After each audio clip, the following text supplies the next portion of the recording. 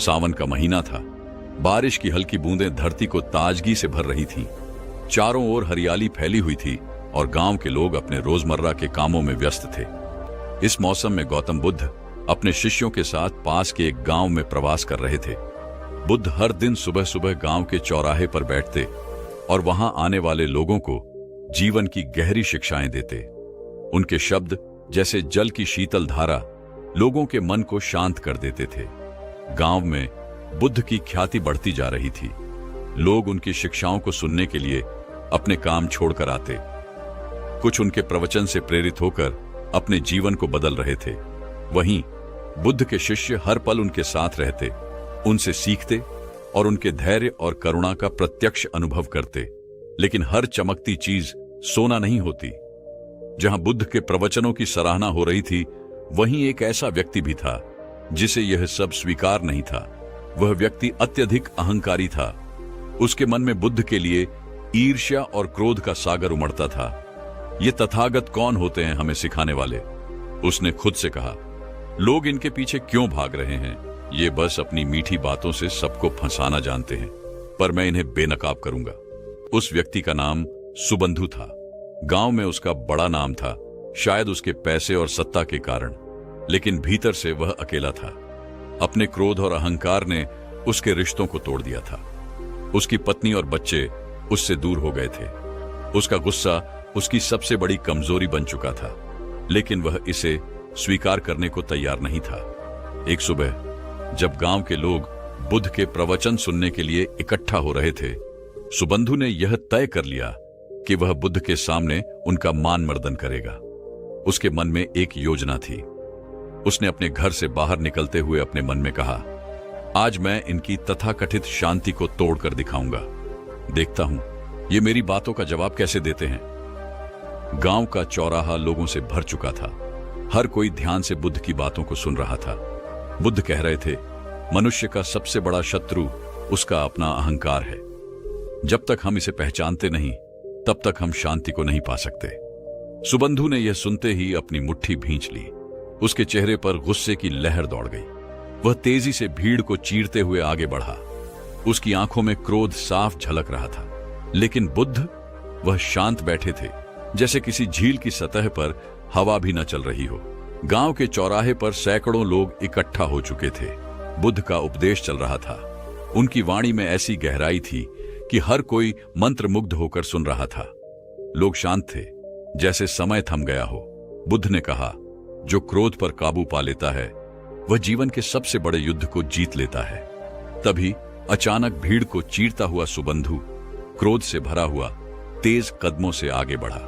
उसके चेहरे पर उबलता गुस्सा और कटुता साफ दिखाई दे रही थी।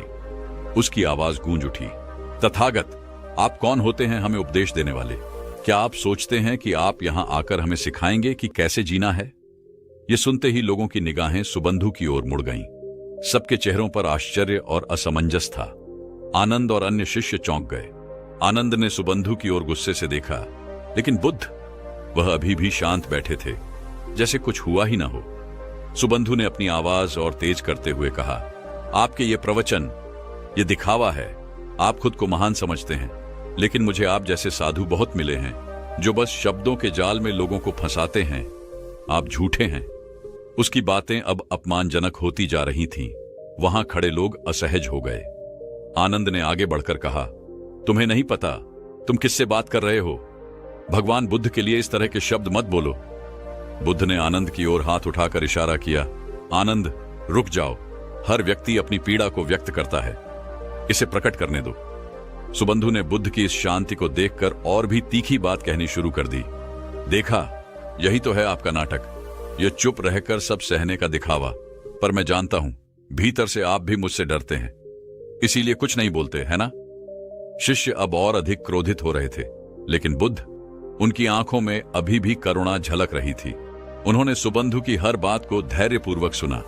उनके चेहरे पर न तो क्रोध था, न असहजता। सुबंधु ने जब देखा कि उसकी बातों का बुद्ध पर कोई असर नहीं हो रहा है, तो उसका क्रोध और बढ़ गया। उसने भीड़ की ओर मुड़कर कहा, देखो, यह व्यक्ति तुम्हें शांत होने का पाठ पढ़ाता है, लेकिन खुद कुछ भी नहीं कर सकता। यह सब दिखावा है। लोग कुछ भी कहने से डर रहे थे, लेकिन उनके भीतर सवाल उठ रहे थे। बुद्ध आखिर कुछ क्यों नहीं कह रहे? वे क्यों इसे सहन कर रहे हैं? सुबंधु की तीखी बातें चलती रहीं। हर शब्द जैसे आग की चिंगारी बुद्ध की ओर फेंका जा रहा था, लेकिन बुद्ध का धैर्य चट्टान की तरह स्थिर था। सुबंधु की तीखी आवाज चौराहे पर गूंज रही थी। उसके शब्दों में क्रोध, अपमान और अहंकार का मेल साफ झलक रहा था। लोग सहमे हुए थे, शिष्य क्रोधित थे, लेकिन बुद्ध, वह शांत बैठे थे, जैसे पहाड़ पर बहने वाली हवा, स्थिर, गहन और अप्रभावित। सुबंधु ने अपनी बात खत्म करते हुए व्यंग्य से कहा, अब क्या हुआ तथागत? चुप क्यों हो? बोलिए, आप जैसे महान उपदेशक के पास मेरे सवालों का कोई उत्तर नहीं है? बुद्ध ने धीरे से अपनी आंखें उठाईं। उनके चेहरे पर मुस्कान थी, ऐसी मुस्कान जो किसी के भी मन को शांत कर दे। उन्होंने शांत और सधी हुई आवाज में कहा, भाई, यदि तुमसे एक प्रश्न पूछूं तो क्या तुम उत्तर दोगे? सुबंधु, जो अपने क्रोध के आवेग में था, अचानक ठहर गया। वह थोड़ा चौंक गया, लेकिन अपने स्वर को तीखा रखते हुए बोला, पूछो, तुम्हारा सवाल भी सुन लेते हैं। बुद्ध ने अपनी जगह पर स्थिर बैठते हुए कहा, यदि कोई व्यक्ति किसी को उपहार देता है और वह उपहार लेने से इनकार कर दे, तो वह उपहार किसके पास रहता है?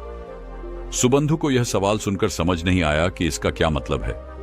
उसने व्यंग्य से हंसते हुए कहा, यदि कोई उपहार नहीं लेता तो जाहिर सी बात है, वह उस व्यक्ति के पास ही रहेगा जिसने उसे दिया। बुद्ध ने उसी शांति से उत्तर दिया, बिल्कुल सही कहा तुमने। और अब सोचो, तुम जो मुझे क्रोध, अपशब्द और अपमान का उपहार दे रहे हो, यदि मैं उसे स्वीकार न करूं तो यह उपहार किसके पास रहेगा? बुद्ध के शब्दों ने जैसे पूरे माहौल को स्थिर कर दिया। हर कोई स्तब्ध था। सुबंधु, जो अब तक आत्मविश्वास से भरा था, अचानक खामोश हो गया। उसने अपनी आंखें झुका लीं। बुद्ध ने अपनी बात को आगे बढ़ाया, भाई, क्रोध और अपमान भी वैसे ही हैं जैसे कोई उपहार। यह देने वाले का अपना चयन होता है, लेकिन लेने वाले का भी अधिकार है कि वह इसे स्वीकार करे या नहीं। मैं तुम्हारे क्रोध और अपमान को स्वीकार नहीं करता, इसलिए यह तुम्हारे पास ही रहेगा। शांति और स्थिरता के साथ बोले गए ये शब्द सुबंधु के भीतर गहराई तक उतर गए। वहां खड़ी भीड़ भी एकदम शांत हो गई। आनंद और अन्य शिष्य बुद्ध की बातों से प्रभावित होकर उन्हें निहार रहे थे। सुबंधु ने पहली बार अपने भीतर कुछ अजीब सा महसूस किया। वह समझ नहीं पा रहा था कि यह क्या था, शर्म, आत्ममंथन या कुछ और। लेकिन एक बात स्पष्ट थी, उसके शब्दों का बुद्ध पर कोई प्रभाव नहीं पड़ा था। इसके विपरीत उनके शब्द उसके भीतर एक तूफान पैदा कर चुके थे। सुबह का सूरज अब सिर पर आ चुका था। चौराहे पर पसरी खामोशी टूटने का नाम नहीं ले रही थी। बुद्ध के शब्द अभी भी हवा में गूंज रहे थे। क्रोध और अपमान देने वाले के पास ही रहते हैं यदि उन्हें स्वीकार न किया जाए। सुबंधु वहां खड़ा था, लेकिन उसकी आंखों में अब वह क्रोध नहीं था। वह चुपचाप सिर झुकाए वापस चला गया। भीड़ में सन्नाटा था, मानो सबने कोई अद्भुत चमत्कार देख लिया हो। जैसे जैसे लोग वहां से लौटने लगे, बुद्ध के शिष्य आनंद के मन में सवालों का तूफान उठने लगा। वह खुद को रोक नहीं पाया और बुद्ध के पास आकर बोला, भगवान, मैं समझ नहीं पा रहा हूं। वह व्यक्ति आपको अपमानित कर रहा था, आपके बारे में अपशब्द कह रहा था, और फिर भी आपने उसे कुछ नहीं कहा, न डांटा, न कोई प्रतिक्रिया दी। आखिर आपने ऐसा क्यों किया? बुद्ध ने आनंद की ओर देखा। उनकी आंखों में करुणा और धैर्य का मेल था। उन्होंने धीरे से पूछा, आनंद, अगर कोई तुम्हें गुस्सा दिलाने की कोशिश करे तो क्या तुम्हें गुस्सा आना जरूरी है? आनंद ने थोड़ी झिझक के साथ उत्तर दिया, भगवान, गुस्सा तो स्वाभाविक है जब कोई अपमान करे या भला बुरा कहे, लेकिन आपने कैसे यह सब सह लिया? मैं तो उस व्यक्ति पर क्रोधित हो गया था। बुद्ध मुस्कुराए। उन्होंने आनंद को अपने पास बैठने का संकेत दिया। आनंद, बुद्ध ने कहा, गुस्सा स्वाभाविक नहीं है, यह एक प्रतिक्रिया है, और हर प्रतिक्रिया हमारे अपने मन का चयन होती है। अगर मैं सुबंधु की बातों पर गुस्सा करता तो मैं उसकी तरह हो जाता। क्या मैं चाहता हूं कि मेरा मन उसके गुस्से से प्रभावित हो जाए? आनंद ने ध्यान से सुना, लेकिन उसकी जिज्ञासा कम नहीं हुई। उसने फिर पूछा, लेकिन भगवान, क्या आपको दुख नहीं हुआ? वह व्यक्ति आपकी निंदा कर रहा था, क्या आप उस अपमान को महसूस नहीं कर सके? बुद्ध ने एक गहरी सांस ली और मुस्कुराते हुए बोले, आनंद, अपमान तब तक नहीं पहुंचता जब तक हम उसे अपने भीतर जगह न दें। अगर कोई व्यक्ति आग लेकर आए और हम उसे ईंधन न दें, तो क्या वह आग जल पाएगी? मैं तो केवल करुणा का अभ्यास करता हूं, और करुणा का अर्थ है दूसरों की पीड़ा को समझना। सुबंधु के शब्दों में उसकी पीड़ा झलक रही थी। वह अपने भीतर के संघर्ष से लड़ रहा था, तो फिर मैं क्यों उसका गुस्सा अपने अंदर प्रवेश करने दूं? आनंद का चेहरा सोच में डूब गया। उसने गहरी सांस लेते हुए कहा, तो क्या इसका मतलब यह है कि हमें हर अपमान और निंदा को बस सहन करना चाहिए भगवान? बुद्ध की मुस्कान गहरी हो गई। उन्होंने आनंद की आंखों में देखा और बोले, आनंद, सहन करना भी एक कला है, लेकिन उसका उद्देश्य केवल सहना नहीं है। यह हमें भीतर से मजबूत बनाता है, और जब हमारा मन स्थिर और शांत होता है, तभी हम दूसरों को समझ सकते हैं। आज तुमने देखा कि सुबंधु ने मुझे जितना क्रोधित करने की कोशिश की, मैं उतना ही शांत रहा। क्या तुम जानते हो क्यों? आनंद ने उत्तर में केवल सिर हिलाया। वह समझना चाहता था। सुबंधु गांव की पगडंडी पर धीमे धीमे चल रहा था। उसके कदम थके हुए थे और मन अशांत। बुद्ध के शांत उत्तर ने उसके भीतर कुछ ऐसा जगा दिया था जिसे वह पहचान नहीं पा रहा था। क्रोध, जो उसकी पहचान बन चुका था, पहली बार उसे बोझिल लग रहा था। गांव से दूर एक पुराना बरगद का पेड़ था। सुबंधु वहां जाकर बैठ गया। उसने अपनी मुट्ठियां भींच लीं और अपने आप से कहा, यह क्या हो रहा है मुझे? मैं हमेशा सही रहा हूं। लोग मुझसे डरते हैं, मेरा सम्मान करते हैं, लेकिन आज उस तथागत के सामने ऐसा क्यों लगा कि मैं हार गया हूं? उसके भीतर का अहंकार उसे कचोट रहा था, लेकिन बुद्ध की मुस्कुराहट और उनके शब्द बार बार उसकी यादों में गूंज रहे थे। यदि कोई उपहार स्वीकार न करे तो वह वापस देने वाले के पास रहता है। सुबंधु के चेहरे पर अचानक एक बेचैनी उभरी। उसने खुद से पूछा, क्या यह क्रोध, यह कटुता मेरे ही पास रह गई है? मैं इसे दूसरों पर फेंकता हूं, लेकिन शायद वे इसे कभी ले ही नहीं पाए। क्या मैं ही इसका भार ढो रहा हूं? उसकी आंखें भर आईं। उसने अपने चारों ओर देखा।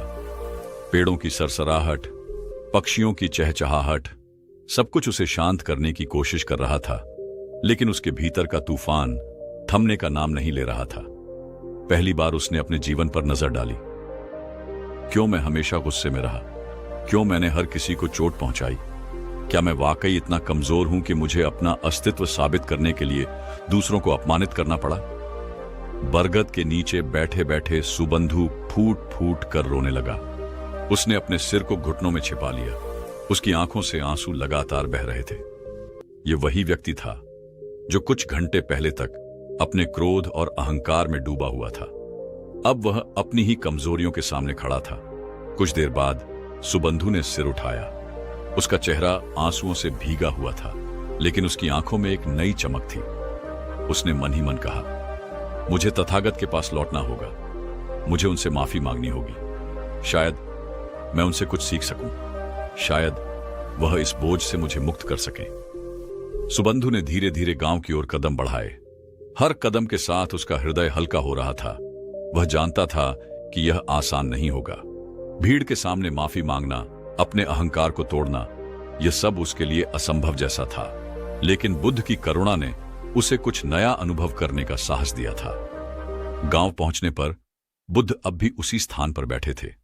उनके शिष्य और अनुयायी उनके चारों ओर शांत मुद्रा में बैठे थे। वहां का वातावरण शांत और पवित्र था।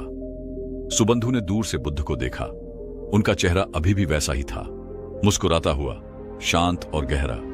सुबंधु के कदम धीमे हो गए। उसकी सांसें तेज हो रही थीं। क्या मैं माफी मांगने के काबिल हूं? उसने खुद से पूछा, लेकिन फिर उसने खुद को संभाला। अगर मैं आज नहीं गया तो शायद कभी नहीं जाऊंगा। मुझे यह करना ही होगा। सुबंधु ने भीड़ के पास पहुंचकर अपनी जगह बनाई। सब उसे देखकर चौंक गए। आनंद ने उसे देखा और उसके चेहरे पर आश्चर्य था। वह फिर से आया है। अब क्या चाहता है? सुबंधु ने बुद्ध के करीब जाकर धीमे स्वर में कहा, भगवान, मैं आपसे कुछ कहना चाहता हूं। सुबंधु की आवाज में अब एक शर्मिंदगी थी।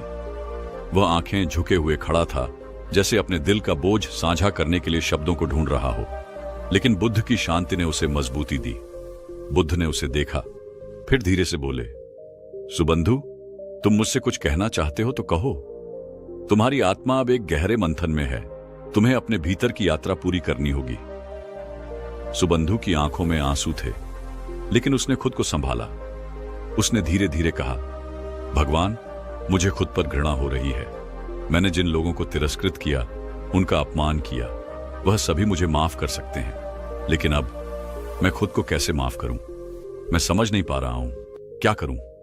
उसकी आवाज में एक दर्द था जो पूरी तरह से उसके भीतर की उलझन को दर्शा रहा था। बुद्ध ने उसे एक गहरी नजर से देखा। उनके चेहरे पर एक हल्की मुस्कान थी, जो एक ऐसे व्यक्ति की मुस्कान थी जो किसी और के दर्द को समझ सकता है।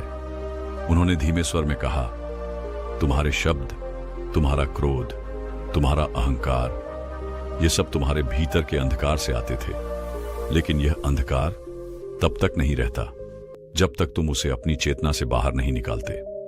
सुबंधु ने सिर झुका लिया और बुद्ध ने फिर कहा, तुम सोचते हो कि तुम अपने किए गए कर्मों को कैसे माफ कर सकोगे, लेकिन मैं तुमसे एक सवाल पूछता हूं, क्या तुम अपने अंधकार से भाग सकते हो? सुबंधु की आंखों में एक हलचल थी। उसने सोचा, फिर धीरे से उत्तर दिया, नहीं भगवान, अंधकार से भागना संभव नहीं है, मुझे उसी का सामना करना होगा। बुद्ध की आंखों में गहरी समझ थी।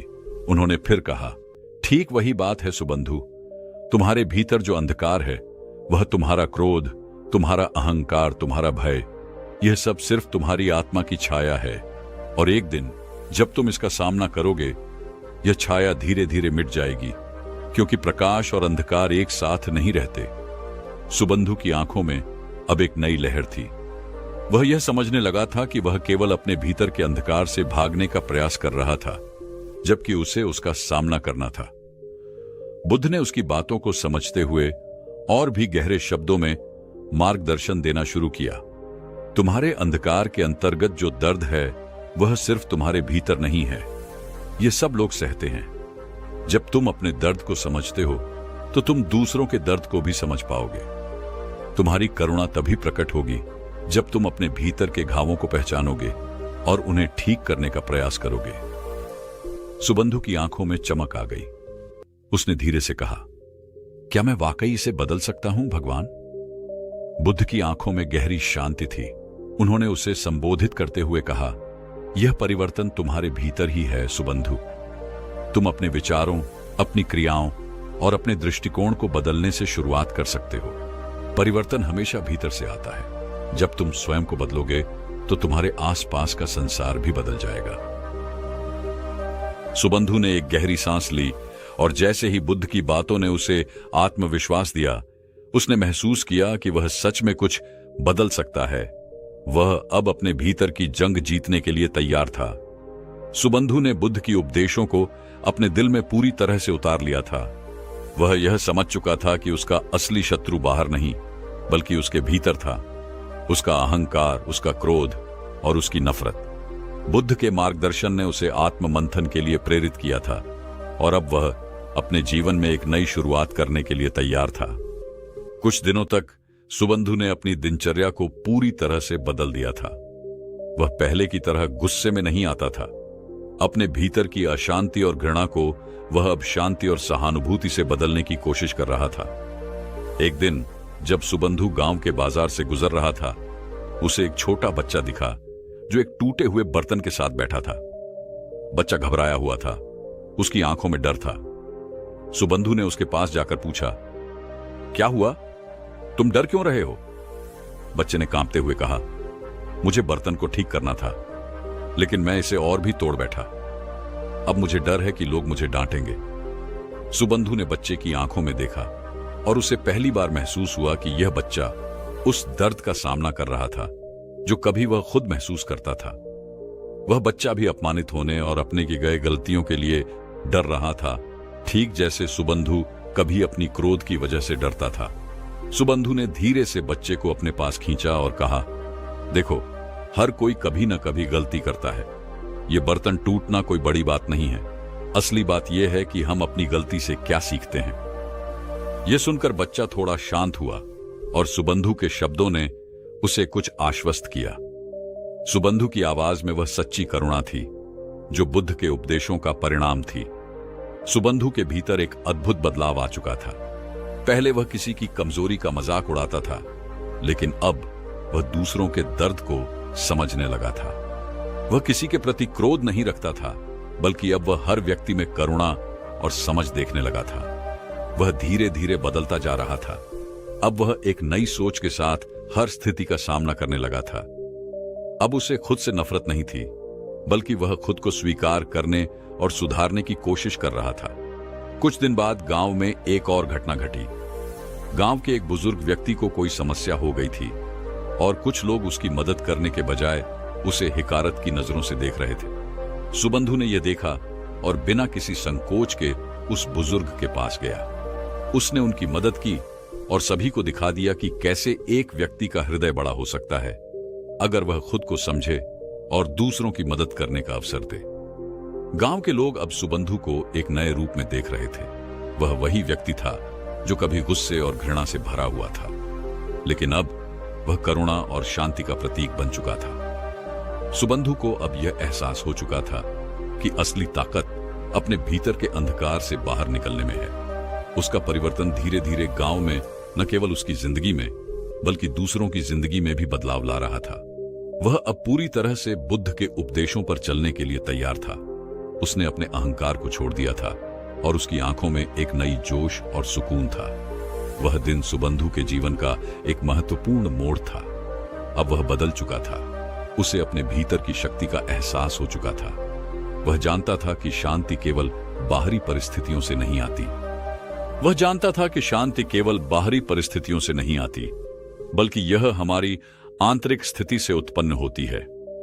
बुद्ध की शिक्षा ने उसे यह समझाया था कि अगर हम अपने भीतर के क्रोध और नफरत को त्याग दें, तो हम जीवन में वास्तविक सुख और शांति पा सकते हैं। एक दिन बुद्ध ने सुबंधु को अपने पास बुलाया। यह वही दिन था जब सुबंधु ने अपनी पूरी यात्रा के बारे में बुद्ध से बातचीत करने का निर्णय लिया था। उसने सिर झुका लिया और धीरे से कहा, भगवान, मैं जानता हूं कि मैंने जो किया वह गलत था, लेकिन अब मैं खुद को ठीक करना चाहता हूं। मैंने महसूस किया है कि हमारे भीतर की शांति ही हमें बाहरी दुनिया से जोड़े रखती है, लेकिन मैं जानता हूं यह आसान नहीं होगा। क्या आप मुझे और मार्गदर्शन देंगे?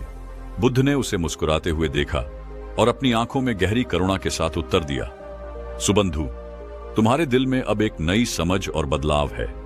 यह तुम्हारा सबसे बड़ा कदम है, लेकिन ध्यान रखना, जीवन में सबसे बड़ा परिवर्तन अपने भीतर होता है। जब तुम अपने मन को शुद्ध करोगे, तब तुम्हारा हर कार्य और विचार भी शुद्ध होगा। यही तुम्हारा जीवन का संदेश है। आंतरिक शांति ही बाहरी दुनिया को बदलने का पहला कदम है। सुबंधु ने ध्यान से बुद्ध की बातों को सुना और उनके शब्दों का गहरा असर महसूस किया। वह समझ चुका था कि जीवन में शांति और सुख पाने के लिए उसे अपने भीतर की हलचल को शांत करना होगा। कुछ दिन बाद गांव में एक गंभीर संकट उत्पन्न हुआ। एक बड़ी बारिश ने फसल को नष्ट कर दिया था और किसान और उनके परिवार बुरी तरह प्रभावित हुए थे। गांव में बहुत घबराहट थी। लोग एक दूसरे पर आरोप लगा रहे थे। ऐसे समय में सुबंधु ने बुद्ध के उपदेशों को याद किया और एक कदम आगे बढ़ते हुए वह गांव वालों के पास गया। उसने उन्हें समझाया, देखो, हम सबके जीवन में दुख आते हैं, लेकिन यदि हम एक दूसरे का साथ नहीं देंगे तो हम कभी भी इस दुख से बाहर नहीं निकल पाएंगे। हमें अपने भीतर की नफरत और गुस्से को छोड़कर एकजुट होकर इस संकट का सामना करना चाहिए। सुबंधु की बातें गांव के लोगों के दिलों को छू गईं। उसने पहले की तरह गुस्से और हिंसा का सहारा नहीं लिया, बल्कि वह शांति और सहयोग की बात कर रहा था। धीरे धीरे लोग उसकी बातों को समझने लगे और एकजुट हो गए। वे मिलकर किसानों की मदद करने के लिए जुट गए और सब मिलकर काम करने लगे। सुबंधु का परिवर्तन अब गांव में साफ दिखाई दे रहा था। उसने पहले की तरह लोगों को दोष देने और नफरत करने के बजाय उन्हें प्रेम और सहायता का मार्ग दिखाया था। गांव में अब एक नई उम्मीद और साहस का संचार हो चुका था। बुद्ध ने सुबंधु की ओर देखा और कहा, यह तुम्हारा सबसे बड़ा उपहार है सुबंधु। तुम्हारे जीवन का संदेश यही है। अंतरात्मा की शांति और करुणा ही हमें जीवन की असली कठिनाइयों से उबार सकती है। सुबंधु ने आंखें बंद की और उसके भीतर एक गहरी शांति महसूस हुई। वह जानता था कि यह यात्रा कभी खत्म नहीं होगी। जीवन हर दिन नए अनुभवों और चुनौतियों के साथ आता है, लेकिन अगर हम अपने भीतर की शांति और प्रेम को बनाए रखते हैं तो हम किसी भी मुश्किल को पार कर सकते हैं। कहानी से हम यह समझ सकते हैं कि जीवन में शांति, करुणा और आत्मनिरीक्षण के महत्व को समझना कितना आवश्यक है। गौतम बुद्ध ने हमें यह सिखाया कि क्रोध, अहंकार और घृणा केवल हमारे भीतर के शत्रु होते हैं, और केवल जब हम अपने दिल और मन को शुद्ध करते हैं तभी हम सच्ची शांति और खुशी पा सकते हैं। सुबंधु का परिवर्तन यह सिद्ध करता है कि अगर हम अपने विचारों और भावनाओं को नियंत्रित करने में सफल होते हैं तो न केवल हमारा जीवन बदलता है, बल्कि हम अपने आसपास के लोगों की जिंदगी को भी बेहतर बना सकते हैं। यही असली सफलता है, अपने भीतर की शांति को पाकर दुनिया में सकारात्मक बदलाव लाना। ये कहानी हमें यह भी सिखाती है कि हर किसी के भीतर आत्मनिर्माण की क्षमता है और सही मार्गदर्शन से हम अपने जीवन को पूरी तरह से बदल सकते हैं। अगर आप भी चाहते हैं कि आपके जीवन में शांति, प्रेम और करुणा का आगमन हो और आप बुद्ध के शिक्षाओं के अनुसार अपनी यात्रा पर आगे बढ़ना चाहते हैं, तो इस चैनल को सब्सक्राइब करना बिल्कुल न भूलें। हमारे चैनल पर हम हमेशा आपके लिए ऐसे प्रेरणादायक और जीवन बदलने वाली कहानियां लाते हैं जो न केवल आपको सोचने पर मजबूर करे, बल्कि आपको अपने जीवन में सुधार करने का हौसला भी दें। तो अगर